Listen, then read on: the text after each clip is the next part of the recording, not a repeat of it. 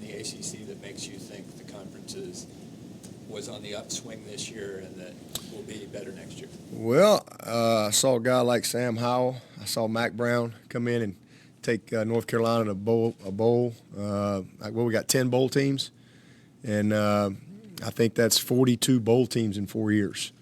So, to me, it's just more of the same, just consistency. Some years you might have a little more top-heavy teams than maybe other years, and we certainly have had that. We've had those years where, it's been us and Florida State and a couple other teams that are pretty doggone good, and then we've had some years like this year where you just kind of have a lot of people kind of clumped in the middle, if you will. But it's a very deep league, and 10 teams make bowls.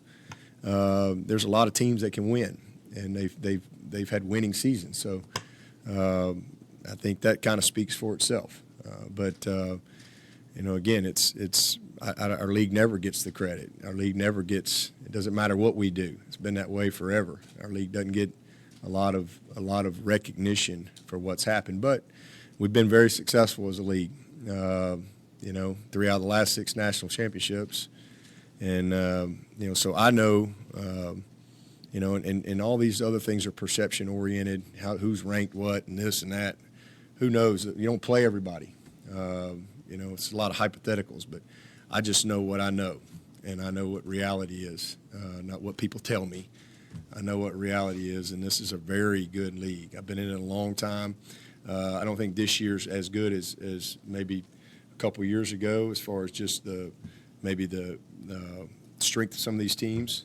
Obviously, they've had transition at Florida State and a few coaching changes and things like that. But listen, it was just a couple years ago, Lamar Jackson was over there playing at Louisville. You look at all the quarterbacks that play in the NFL right now, the majority of them are from the ACC.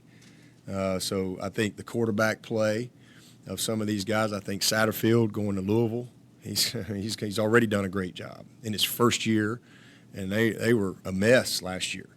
And in 1 year, he's turned them around. I think what you see Bronco doing, Florida State, it's just a matter of time before they're Florida State again. They got great talent down there, always will, always have. This is a very good league. I think what you see Jeff doing down there at Georgia Tech, I think is obviously they're completely transitioning a whole program down there from a schematic standpoint, and it takes a little bit of time, but I think they've, competed. But they're one of those teams that were a little behind this year.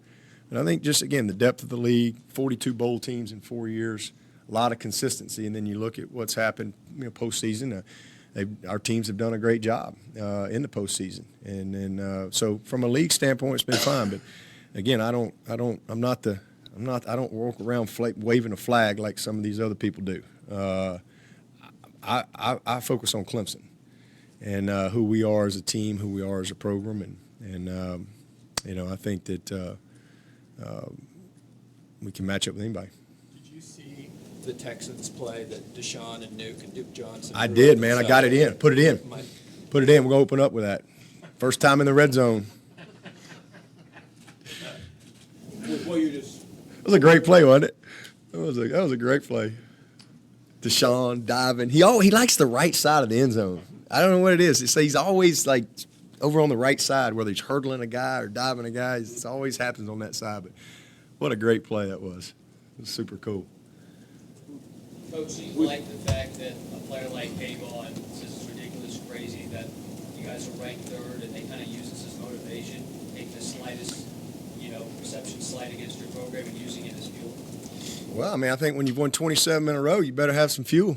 Anytime you can get fuel, anytime you can get a little fill up, that's great. Top it off a little bit. I think the greatest motivation is self-motivation. If you gotta be artificially motivated to be great at something, you ain't ever gonna be great. The greatest motivation is self-motivation and pride in your performance and doing a great job at what you do and doing it over and over and having a standard that you believe in. Should be the greatest motivation. But when you're in competitive situations and you get a little fuel along the way, there ain't nothing wrong with that. That's good. So, I mean, these guys are. I mean, you're talking to a guy who's won a bunch of ball games. You know, he's played in some big games. So, you know, Virginia, I didn't offer him, I don't think. Not sure why, but, you know, I'm sure that's a motivating factor for him going into a game like this. So I think all competitors are, you know, Tom Brady's 42 years old. I'm sure he's self-motivated, but I'm sure he takes every little nugget he can get. I think that's just part of competition, but, you know, there's no greater motivation than self-motivation. Based on what you said about the league, do you have an opinion on why the perception isn't better nationally about the ACC? It's the media. I mean, it's what drives everything. It's what drives every perception. You know, I mean, that's what gets put out there. And that doesn't mean there's bad people out there. It's not chastising anybody, you know. But I just think other programs get the benefit of the doubt from time to time. And for whatever reason, you know, our league, certainly Clemson, we don't really get the benefit of the doubt. You know, if there was another team out there that was coming off a 15-0 season and had beaten a team by 4 touchdowns, beaten Alabama by 4 touchdowns, and you know, I think people would focus more. People should focus more on who we are, and not who we so-called play. And I think other teams would get a little different benefit of the doubt. And I could understand it for that if we were a new kid on the block. But we've been around here a long time. You know, I mean, we've had 9 straight 10-plus win seasons. We're the second winningest team in the decade, or us in Alabama. We've played everybody. I mean, and every year we play the same schedule. We played the same schedule this year we played last year. I think we swapped North Carolina for Duke. Played the same schedule. Play Texas A&M, play South Carolina. I mean, we just play. All we can do is play who we play. I think the biggest thing is just sometimes people create storylines in the offseason, and then sometimes it don't add up. And, you know, we weren't supposed to be very good on defense this year. Last year's team, we had a lot of those superstar guys, and we were portrayed differently. And the crazy thing is this team is playing way better than last year's team. It's really not even close. But yet you would think, based on the perception that's been created out there, because they still talk about a close game with North Carolina. I mean, it still gets talked about. Still talk about Trevor throwing a few interceptions early in the season. They don't talk about all the touchdowns. Trevor's, if they thought he was good last year, he's so much better now than he was last year. At any point, he is twice the quarterback right now than he was in the national championship game when everybody was crowning him the king of football. He's twice the quarterback right now today. And people have missed it because there's just been this rhetoric all year long. And so, again, it's not me chastising anybody at all. Everybody does their job. It's me. I just don't think our team has been portrayed properly, and I think people have missed out on a beautiful football team. James Skalski he's a beautiful football player. Oh, my goodness. Travis Etienne, what a year he's had. It's incredible. It's incredible. And, again, we've dominated 11 out of 12 games. Some people say, we only were good since North Carolina. No, we've been great all year. We've dominated every single opponent. Texas A&M was the 12th ranked team in the country when they came in here. Nobody knows anything about that stuff. So how, all of a sudden we beat them? Well, now they're not any good. You know, it gets just driven by perception and, you know, media and conversation or rhetoric. Not everybody. There's been a lot of people out there that I think have, you know, recognized our team but I think for what T. Higgins has done, what this offensive line has done, again, it's not who we play, it's how you play. It's who we are and who we've been. And when people say, well, they just, you know, I mean, there was conversation. I went on First Take and I'm asked a question. Like, there's debate. Like, we go undefeated, we shouldn't be in the playoff. That's the type of conversation. And then people get amnesia this time of year. Now, all of a sudden, last 2 or 3 weeks, everybody wants to say, Clemson's a great team. We're the same team we've been all year. We're the exact same team. It's just now, you know, they have to recognize that. But it's really not any different than it's been all year. It's not any different at all. So all I can tell you is I don't know why, but I just think that sometimes we don't get the benefit of the doubt, and that's a shame. But a lot of people, I mean, it's not like, and as people said, I answered a guy's question the other day.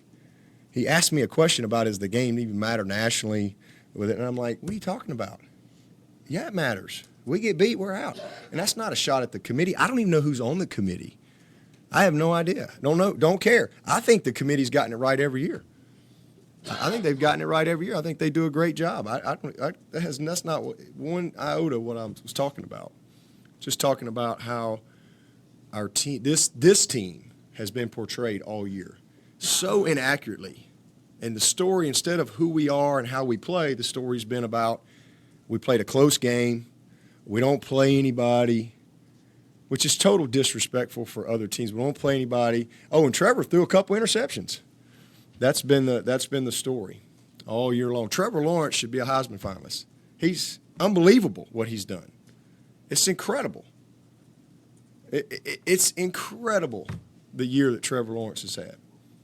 It's incredible what ETN has done, what these wideouts have done, what this offensive line has done. They are better in every area as a football team than that team that went 15-0 last year at this point. Now, will they finish? I don't know. We're good enough to compete for our league, so we're going to get a shot to do that. You know, you got to take the steps, but I just think that, again, I think a lot of people have missed some beautiful football with this team. What this back seven has done, unbelievable. And so, again, people focused on who left instead of who was here. And it's the best back seven I've coached, incredibly disciplined. They don't give up big plays. They play smart. They're committed. They're detailed. They're passionate about preparing every week. Every week. It doesn't matter who we play. It doesn't matter what we're supposed to win. These guys come to work as if we're playing the national championship every single week, and that is not an easy mindset to have. And instead of that being focused on, again, how we've played, I think we've had 7 wins of 30-plus points or something like that in a row. And who we are, people create other storylines to try to diminish what's been accomplished. And that's what my passion is. Our program, my passion is these players, and from time to time, I think as a leader, you got to speak up. Simple as that, and not let other people diminish what's been accomplished, because that's been the objective from some people, to try to diminish what's been accomplished, and even in the off season. Let's create excuses why something happened because it didn't go according to the narrative. So I just try to tell the truth, the way I see it. That's how it is. Do you believe a dominant team in a league, kind of like what Florida State was in the 90s, eventually makes the other teams in the league better? Oh, there's no question. No doubt. You got to get better. Yeah, no question. Yeah, well, Feinbaum went off on you pretty strongly this morning. I've been in meetings.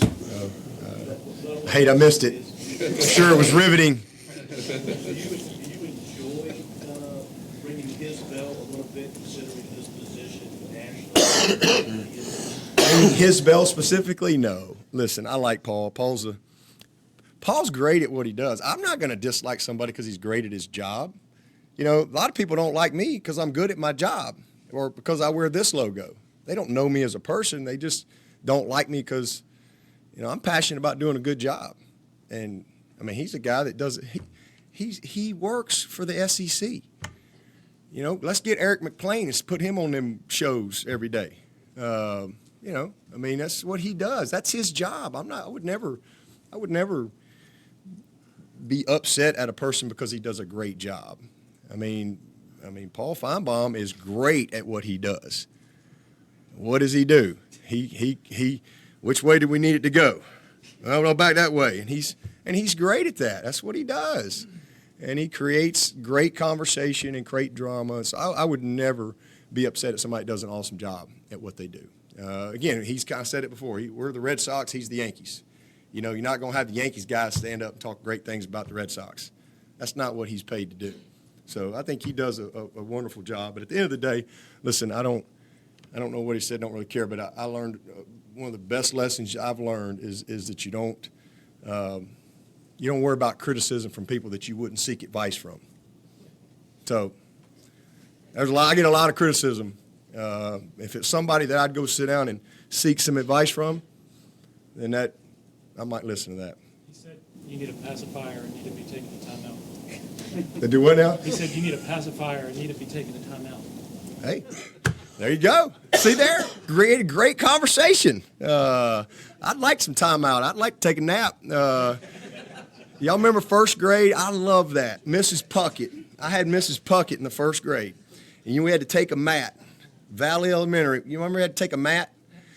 You'd walk into school with your lunchbox, had the Happy Days lunchbox, and had with my bologna sandwich, and had a mat. And you'd put it in there, and then there would come that time during the day when they'd say, all right, it's time out, nap time, and you know, nobody wanted to take a nap. You're sitting there, so you're making faces at your buddy and flipping crayons or whatever. And well, don't y'all think we should have adult timeout time? You know, let's just all bring a mat, take a nap, and be good. So I never had a pacifier though, so I don't know how that'd work out.